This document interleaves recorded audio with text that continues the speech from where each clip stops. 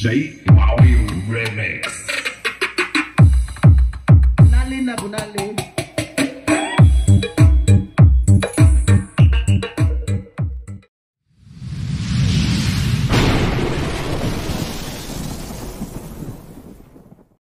Hello mga lods at ayan, good evening so ayan, welcome back sa ating modding channel. So ayan, as usual, ganun pa rin tayo, repair pa rin ang hanap buhay. At ito, meron tayong content for tonight. So gabi tayo, good evening. So ayan, maing pagbalik sa akong channel nga gamay. So ito, naatay i-share sa inyo, no? So nanapod tayo gidawat nga repair. So amplifier, Megamax ang brand. And then yung model nito, ano kayang model? So ayan, yung model niya is MPA 5221 EQ US. So ang problem nito, walang audio output mga lads, ano? So i-challenge na naman tayo nito. So ayan, power natin. So nagki-click naman yung kanyang relay. Ayun, no, nagki-click yung relay niya. Patayin natin ulit. Then nagki-click yung kanyang relay pero walang audio output mga lads. So may speaker na tayo nilagay diyan. Sumat natin, ayan, speaker na tayo. So pag ni-USB natin, nagre-read naman ng USB. Ayan, pero walang audio dito. Naka-press na yung MP3 natin. Ito, nakagitna na lahat ng volume. Dito wala talaga. So ito yung paparecondition ni sir, no? So ayan, subscriber natin yan si sir. So grabe na yung dumi, at need na nga ito ng alaga natin. So at may nakikita din ako mga kinalawan dito sa kanyang driver. Yun, tingnan nyo yung resistor, kalawang na. Ito yung ibang driver transistor, kalawang na din siya. Makain lang yung sanhi, no? So yun, kinalawang. Tsaka umiinit tong mga ano dito, pero wala naman siyang DC out. Nagki-click nga yung relay natin pero wala talaga siyang audio out. Ito yung source ng ating audio input sa ating main amplifier. Nandyan naman din yung jumper nya, nasa preamp. Ayan, meron naman siya. So wala pa rin audio. Kahit kapain natin dito sa kanyang wala talagang humming na mangyayari. So ito, re-recondition natin to kasi gusto ni customer recondition kasi nga medyo may kalumaan na din. At ang mga kinalawang dito, ayan. So ito ay lang, 1 pair per channel. So isang pares ng output transistor kada channel. So okay din naman, original naman yung niya. Yan, D718 nga lang. So makikita mo sa kanyang metal plate or back plate ng ating transistor ay pure copper siya, kapal. So ayan, ito yung kumbaga all-in-one na amplifier, may kasama ng mixer, mic mixer. So may equalizer pa, may USB pa. So ito, bago natin ito simulan mga lods, baka hindi ka pa nakasubscribe dyan sa ating munting channel, inanyayahan kita, pasubscribe po sa ating munting channel at samahan nyo ako sa aking journey bilang isang repairman or bilang isang technician. So ayan, packing technician. So medyo busy din tayo sa solar mga lods, so kaya hati-hati lang tayo sa ating mga ginagawa, no? So pag araw solar, pag gabi ito repair tayo. Kung minsan bakante sa araw, repair, ganun pa rin, repair pa rin. So ayan, meron tayong ginawa dito nagpalit tayo ng baterya ng drill, no, na yan, DeWalt. So kasi yung niya, yung kanyang baterya is fake lang ito. Siguro nasa 800 milliamp lang yung kada cell. So pinalitan natin ng BTC 5A. Tigas, ito. So ayan, magagandang klase ng baterya to. Ito, sisipa talaga to. So ayan, ito yung niya. Focus, di ma-focus. Kunyari ba't di ma-focus? Kailangan patingin yan sa kamay ata. Ayun, kailangan nga. So ayan, US 18650 BTC 5A. So ayan, original, no? So 3 piraso to. Then ito na yung naka-charging. Sinarge ko muna bago natin buuhin. Kailangan naka 100% yung battery. So ayan, meron na tayong 797 na ano, MEH 750. So nasa 50% pa. So lalampas to ng 2,000 to 3,000 MEH, no? So ayan, continue lang tayo. Continue sa ating ginawang amplifier. So continue lang tayo bukas kasi lalaban ko pa to lahat ng board, pati yung dito sa equalizer kasi grabe na yung alikabok. So ito na mga lods, natuyo na yung ano natin, pinatuyo, nilaban na board. So palitan na natin to ngayon ng mga ano, ito, mga kinalawang. So re-recondition natin to. Itong ano niya, maliit lang, konti lang naman tong parts nito. Wala naman, hindi na magkagaya sa ibang amplifier na sobrang dami na resistor. So itong mga potentiometer dito, ayan, bali-bali na yung mga ano sa ating sa preamp ng microphone. Dito yan, kinalawang na yung mga ano. So ito yung sa tone control nya, then equalizer. So lalagyan natin to kaunting oil para magiging smooth ulit, no? So, ano kasi siya, tigas na. So baka may mga ganito kayo mga lods na nagka-crack yung ano, no, nagka-crack yung tunog. Lalo na pag ano, kahit buo yung main amplifier tumutunog, pero may ano unwanted na tunog na parang nagigisa or kumaga sumisingit sa ano. So ito po yung mga ilaw na yan, tanggalin nyo yan lahat kasi yan yung po yung sanhi kapag matagal na yung equalizer ninyo, kasi nagkakalawang yan doon sa ano nya, yung mga ganyan, no. Cause yan siya ng lost contact. Kaya ito, kapag kaiilaw yan siya tapos mamatay, kumbaga nagbi-blink blink, so yan po yung magki-create ng unwanted na tunog na parang nagka-crack, no, kasi madidistort, kumbaga imbis na nanahimik lang itong control, so may sumisingit. So ganyan lang, tanggalin nyo na lang po yan lahat ng ilaw. Di naman yan kailangan, design lang naman yan nila. Ito tanggalin ko to ngayon lahat kasi nga ay may unwanted na tunog daw ito kahit tumutunog siya. So yan, ito na mga lods, na taniman natin. Ayan, na-treat na din natin. Ayan, para tatagal na to siya. Ayan, puputulin lang natin yung mga paa ng resistor. So ayan, continue tayo. Putulin ko muna yung mga paa. So ayan, dito na naman tayo sa tone control. Ayan, lagyan natin ng konting oil yung mga feeder nya. Ito yung slide, no, graphic. Ayan, check muna natin lahat ng potentiometer kung buo pa or ano yung mga din lang natin palitan, ano. Mga lods, medyo marami-rami talaga yung potentiometer nya. 2, 4, 6, 8, 10, 12, 13, 14, 15, 16, 17, 18, 19, 20, 21. 21 piraso. So ito. At, ubos agad yung in-order natin na bago. And nag-reorder na lang tayo. So ayan. Kasi nga patay na yan lahat. Hindi na talaga, wala nang reading sa tester natin. Kaya ang tunog nito, out of the world na, wala nang control. Hindi na, mahina na itong tumunog. Basta't patay itong mga potentiometer mga lods, yung tunog ng ating amplifier ay kumbaga default na lang, wala nang lakas. Kaya ito ngayon, palitan natin lahat. At nang may salpak na natin at may testing natin, ano. So ito, try ko palitan ng malaki. Hanap tayo ngayon ng capacitor natin. Palitan natin yung malaki.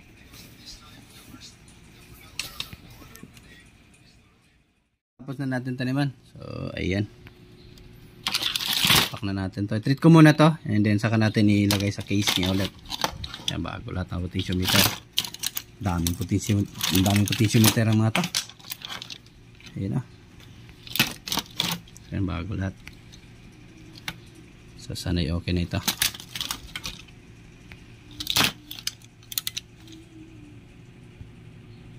Ito mga lods, testing muna natin. Nailagay na natin, ano. So yan, malaki na yung capacitor nya. Yung dito sa kanya, cute yan, nilagay natin is 4,700 by 100 volt. Dito sa kanya, cute. 10,000 daw ko, no. 63. Ang liit. So yung testing natin, parang may problem pa to. So parinig ko lang sa inyo. So na-click na yung relay. USB tayo. Ayun, oh. Basag yung tunog mga lods.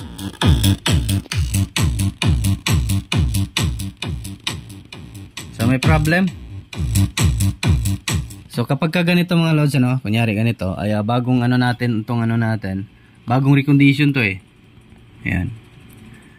So, ayan o. So, ang gagawin nyo is itetesting nyo muna itong main amp. So, bunutin lang itong pinaka-input. So, meron tayong ginawa dito. So, actually, i-demo ko na lang kasi na-testing ko na to kanina, no? So, i-demo ko na lang sa inyo kung paano natin malaman kung buo yung main amp. So, ito meron tayo dito. Ito, gumawa tayo ng, kumbaga ito yung gagawin nating pang audio, no? Tracing.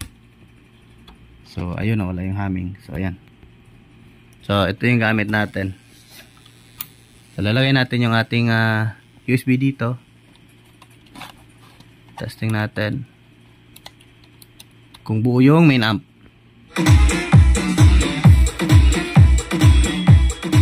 So, ayan, di ba buo? Okay yung tunog. So, buo. So, it means okay na yung na-recondition natin na main amp.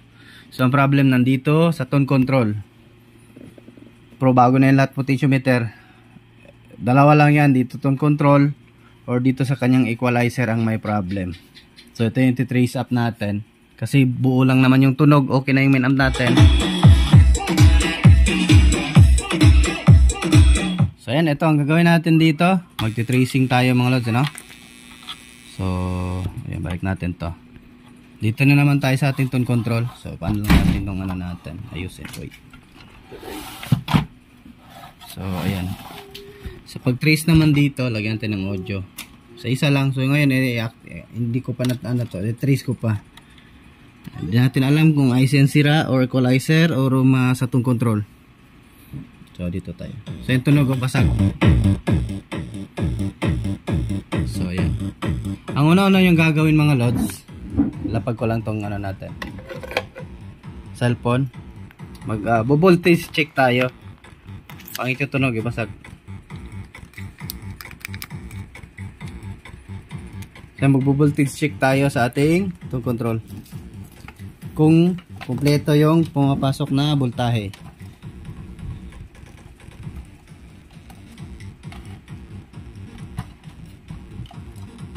Kita ba? Hindi ata kita. Tatakpan din kasi.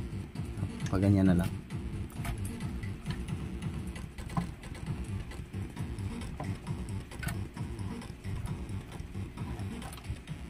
Hirap. So, ganyan na lang. So, tester muna natin dito sa supply. So, kulitan ko lang ito ng pangit ng dulo.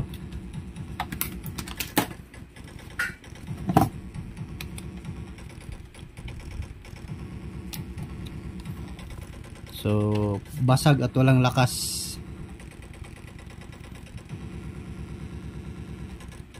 So, meron tayong 30. So, it means buo yung ating supply. Ayan, meron tayong 14.9 sa... Ayan, meron tayong 15 sa kabila.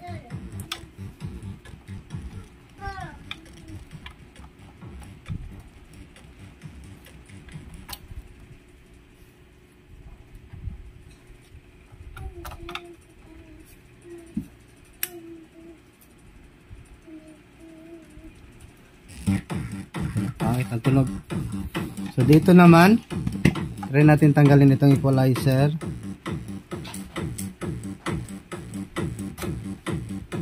Supply ata ito.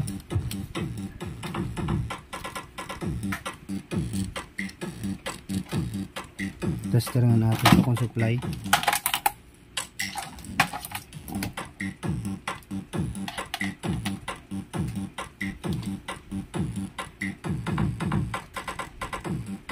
So supply nga to.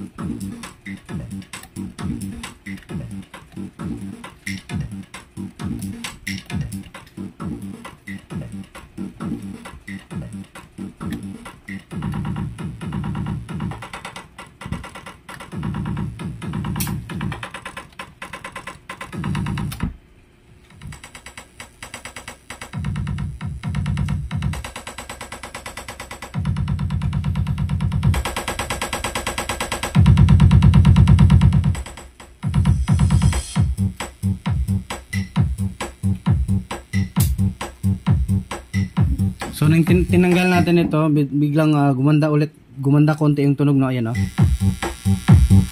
Ibalik natin to. Pero may humming siya. Ayan, gumanda yung tunog niya, nawala. Ayan, no?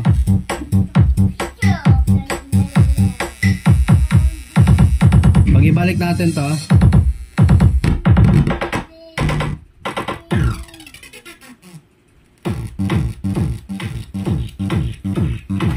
tapos tanggalin natin ito. Ayun, gumanda.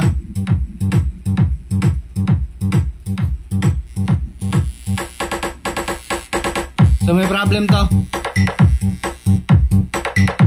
Baka sira itong IC nya.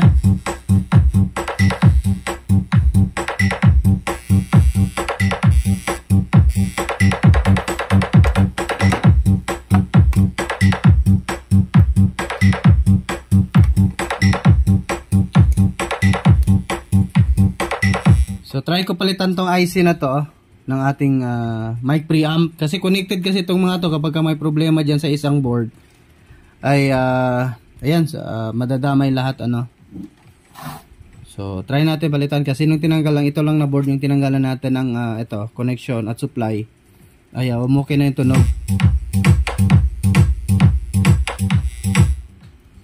So ayan, try natin to ayusin.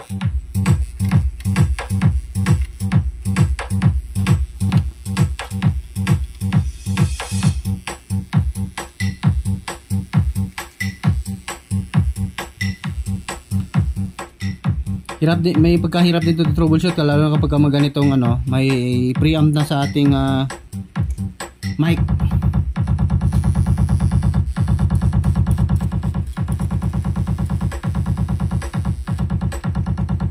So continue lang tayo, post ko lang yung video, then papalitan natin. Tanggalin ko muna to, then papalitan natin ang GRC 4558. So ito, tanggal na natin. So palitan natin ang GRC ito. Tanggalin natin yung GRC.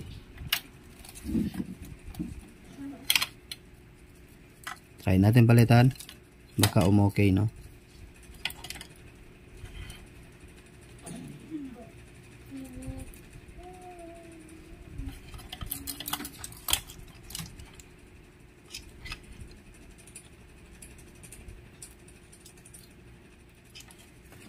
Kasi wala namang sunog. Ayan, direkta kayo sa GRC magpalit kasi wala namang nasunog na parts.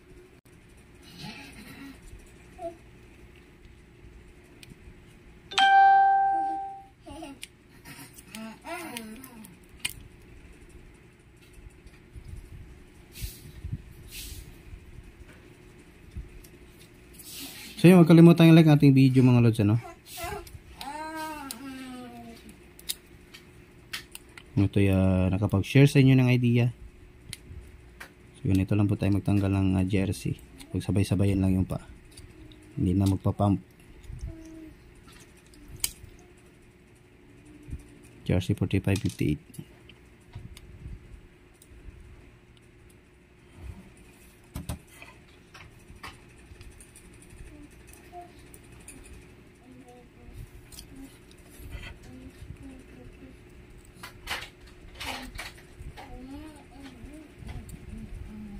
Nagkuha muna tayo ng IC.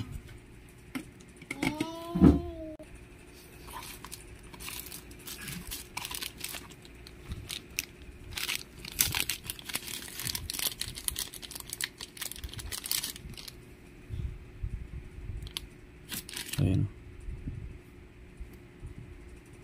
Yun. GRC 4558.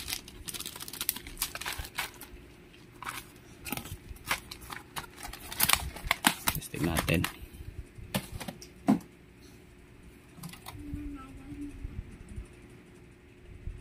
Pero yung nakalagay dito sa board, in A5532. Pero same lang naman yan sila ng pin out, dual OP.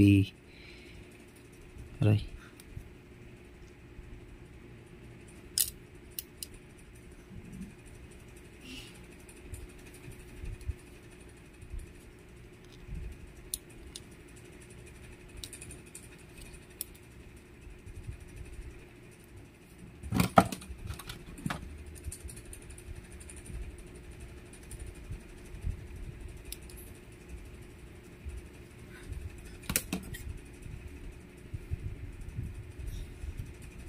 So yun, baka may gusto mo pa shoutout dyan or magpa-tap ng pangalan, comment lang sa baba ng ating video. So yung medyo matagalan tayo maka-upload ng video mga lods, ano, kasi sobrang busy ko talaga, sorry talaga. At minsan kasi gabi na ako makauwi, hindi na pagod, no, so wala na akong gana mag-edit. Kaya niya, sunod-sunod din yan mag-upload pag sinipag tayo. Marami ng video hindi ko pa na-edit, ilang content na yung pina-upload ko reels lang, short lang sa YouTube, yung ano lang, konti-unti lang. So yan yung mga power amp, hindi ko pa na ano ito na ano yung pagka ano ko kanina, medyo na tuklap.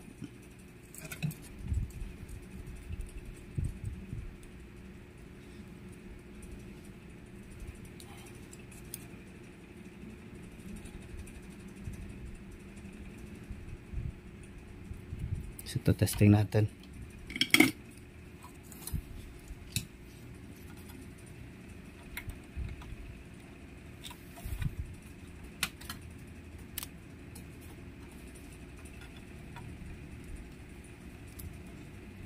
Testing natin.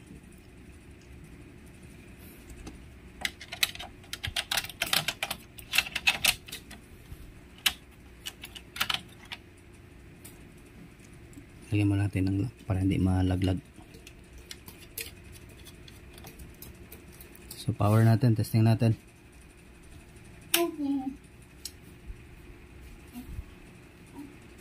So yun, click na yung relay.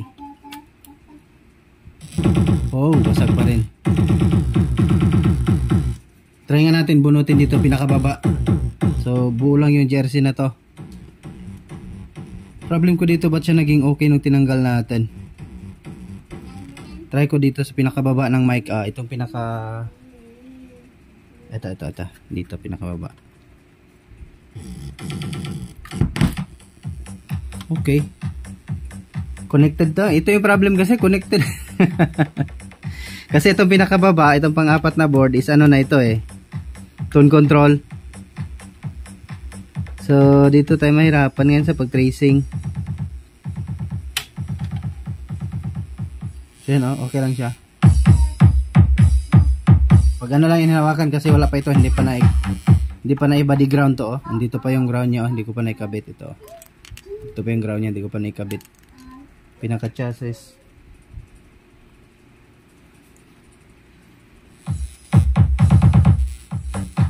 So no choice. Ito na ano na natin, tanggalin natin to ulit. Next na naman. Next, direkta tayo sa baba na board. Try natin. Tanggalin muna natin to. Patay muna natin. Rekta tayo sa pinakababa na board. Itong pangatlo. Ano ito na board. Itong binunutan natin. Hindi pala. Wait lang. Ito yung tinanggalan natin. So itong pangalawang board. Try natin muna to. Ito pangalawa.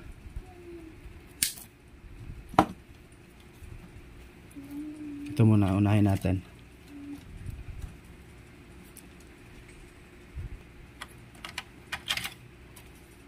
Ito muna yung unahan, ito sa pagpalit. Palitan muna natin to. Unahin muna natin to. So wala namang problema sa hinang ko.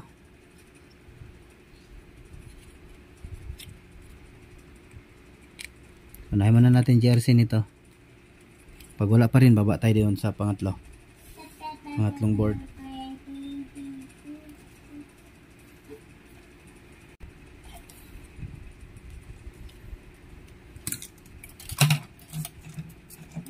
Paubos na yung lead natin mga lads.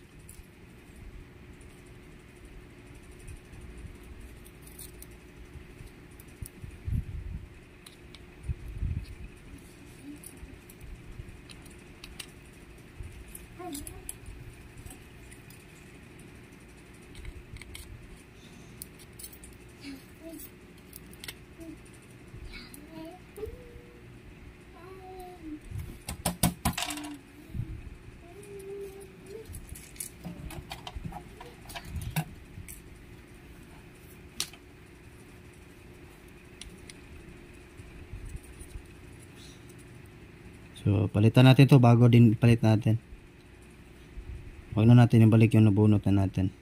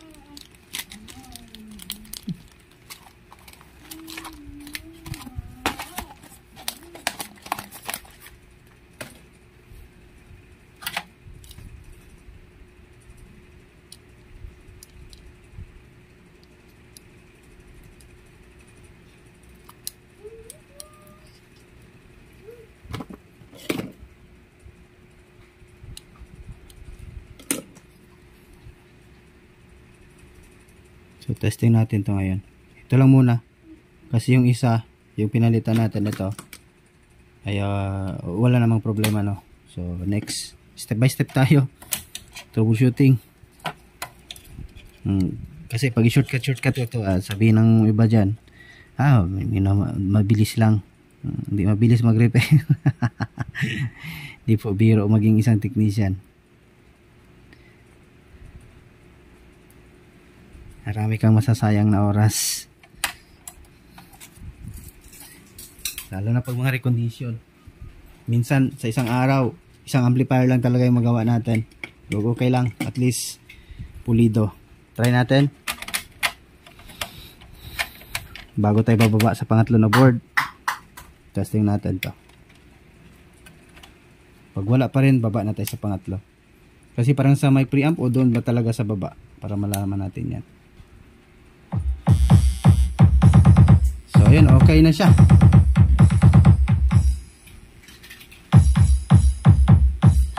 So itong isang jersey ang sira.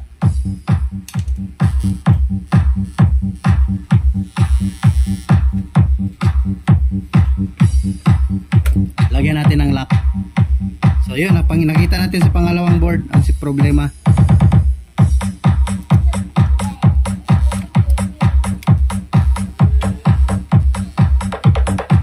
Lagyan natin tong isa.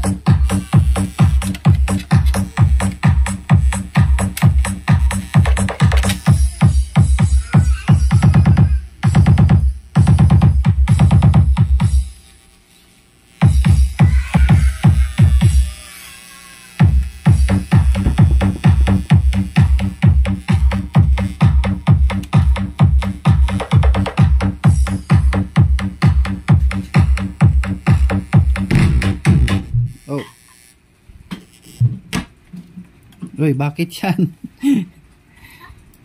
Basag.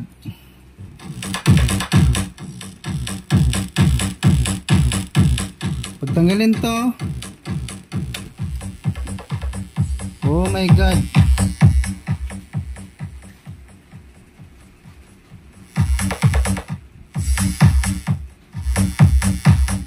Saan to galing?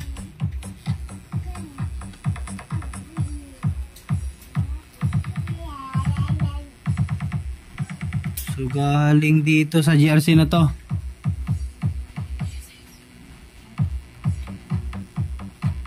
Itong GRC na naman. Pero sira din siguro yung mga lods, no? Kasi tinanggal na to natin kanina eh. Pero ganun din sa baba eh. Basag pa rin yung tunog eh. So may problema din talaga siguro yung mga GRC ng sa mic preamp nya. Ito ngayon, pag ilagay ito, basag pa rin yung tunog nya. So ang nangyari, pag i-trace natin to, ito na line makikita nyo itong line na itim, papunta yun dito sa isang GRC. So dito na naman tayo. Hirap magula-hula. Ito talaga actual troubleshooting. Kaya nyo na mahaba yung video natin mga lads. Importante ay may kayong idea, no? Lalo na pag maka-encounter kayo ng mga ganitong amplifier. Ay lalo na pagbasag sa dami ba naman ng pyesa dyan, talagang mahula-hulaan mo yan. I-actual mo talaga yan pag test. So ngayon ito na naman na jersey kung saan connected ito, kasi pag i-plug natin doon, pero yung una kasi wala to hindi natin plug to so basag pa rin. Kahit tinanggalan natin to siya, itong sa taas basag. So ngayon nung na-repair natin yung dito, naging okay yung tunog. Ngayon pag isalpak natin to, yung dito na connection sa isang board, ay ayun, basag pa rin yung tunog niya. So ito ngayon, try natin to. Mic volume yan sa mic volume nya. Mic volume yung function ng ano nito. Wala naman na siguro nag-short. Wala naman nag-short na line. Ito kasi na line ayan. Ito yung kung saan itong wire na to. Ito. So dito yan na line Ayan, pumunta dito sa GRC na to So ito, try natin palitan yung GRC. Sa mic volume to na GRC. Kumbaga ito ata yung final So palitan din natin bago ulit, baka sira yung mga tinanggal natin mapagod tayo sa kakatanggal. Hindi na natin yung ibalik, mura lang naman yung jersey. So palit tayo bagong IC.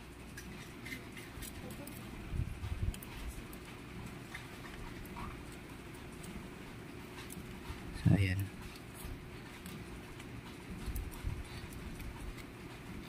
Try natin jersey.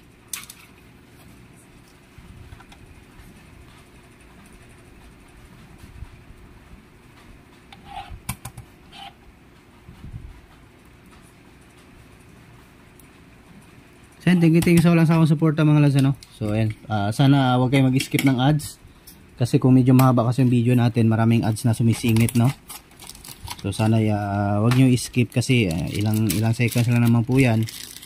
Ay isang ano po yan. Yan lang po yung commission. Sa advertise na lang po tayo kumikita.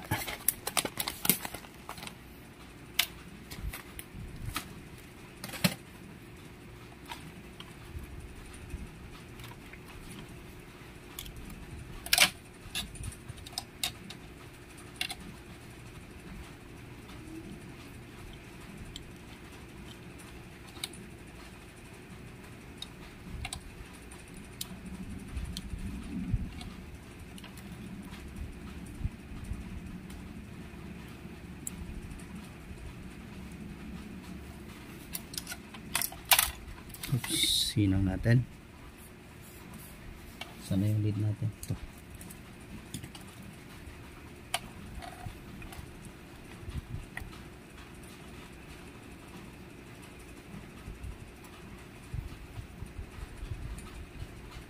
So yung camera natin nagano siya, nag-grid ano siya. Kumbaga nagiging glitching yung ano niya, nagiging slow. Dami na din kasi ko, at saka palubat na din yung cellphone natin. May charger naman sana, ba't di nag-charge?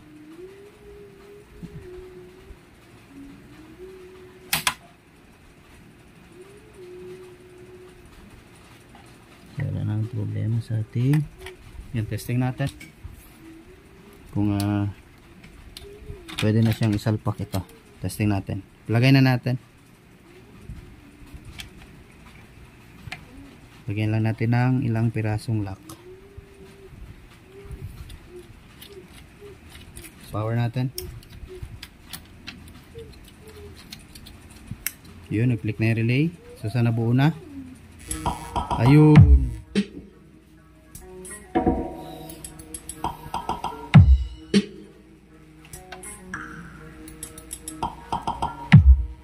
Huli ka, Balbon. Yan, final na yan. Hindi na yan masag.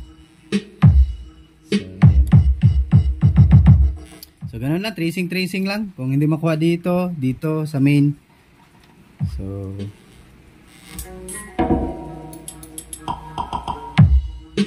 ayan, goods na. Balik na natin, putulin ko muna yung video natin. Then ibalik ko na lahat ng mga lock. Itong mga ang daming lock Check natin yung equalizer ulit So may problem talaga yung equalizer nya. So patay. Wala nang tunog. So ipakita ko sa inyo mga lods ha, kung paano malaman if nagpa-function pa ba itong board niya. So lagay muna natin yung cellphone natin sa holder. Tulak natin konti. Yan. So yan, ganito lang yung mga lods ha. Kasi naka-EQ mode tayo ngayon. Dito tayo naka-EQ tayo.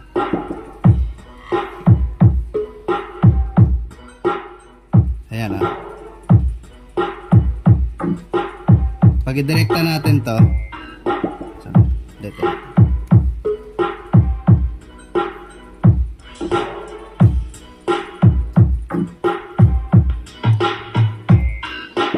So, sira na yung graphic niya.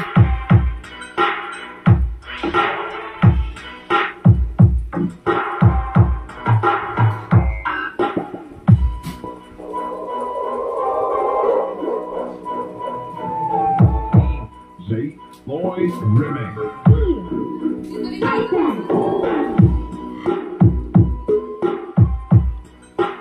Diba, lumalakas siya pag i-short natin. Yun o.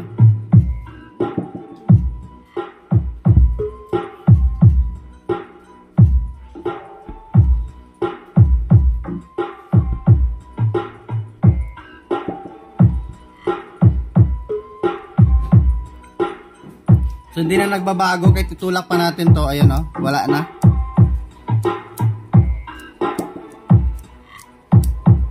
Wala nang nagbabago.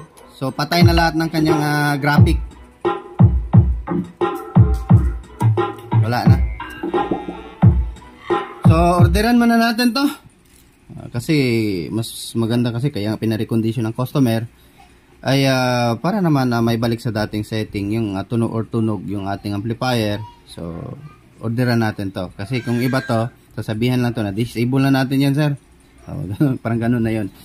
So ang gagawin natin dito para magamit niya to ulit, so orderan natin ng panibagong graphic slider.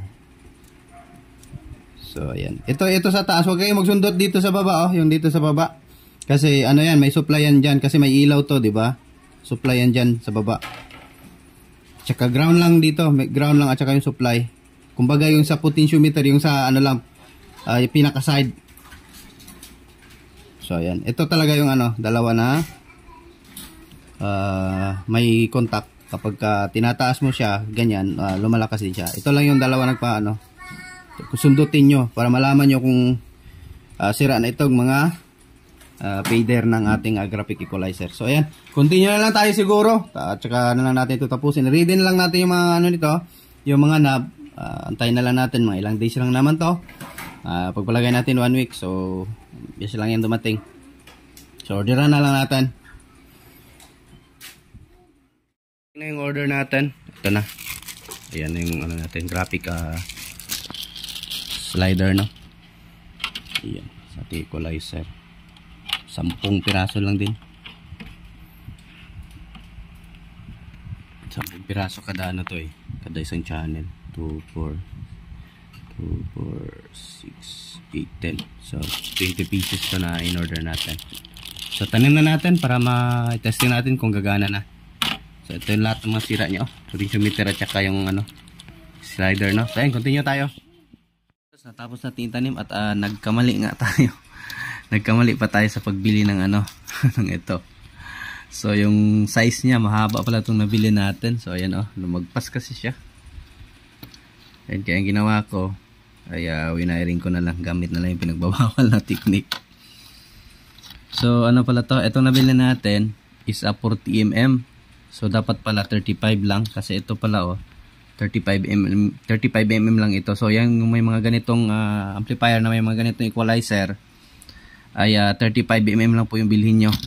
So 35mm na slider or ang tawag doon sa graphic potentiometer or ano tawag ng fader, no? So maraming tawag to So ayan. So itong nabili natin 40mm, so huwag kayong bumili ng ganito. 35mm dapat. So ayan, okay lang, nagawan pa rin naman natin ang paraan. Ayan, ano yan yung style natin sa pao. Tingnan nyo. Pinutol natin yung mga paa para lang magka-level ano. Pag may paraan, may ginataan. So ayan, lagay na natin nang makapag-audio test na tayo. Lods, naisalpak na natin. At ito. At ayan. Ayan o. So ayan. Kalahitan nyo natin yung equalizer natin. Testing natin kung mag-function tong boot channel. Power natin.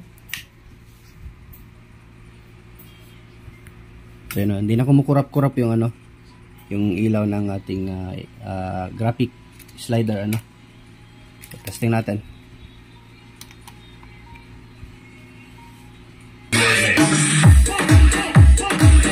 Diyos mamalos, bye bye.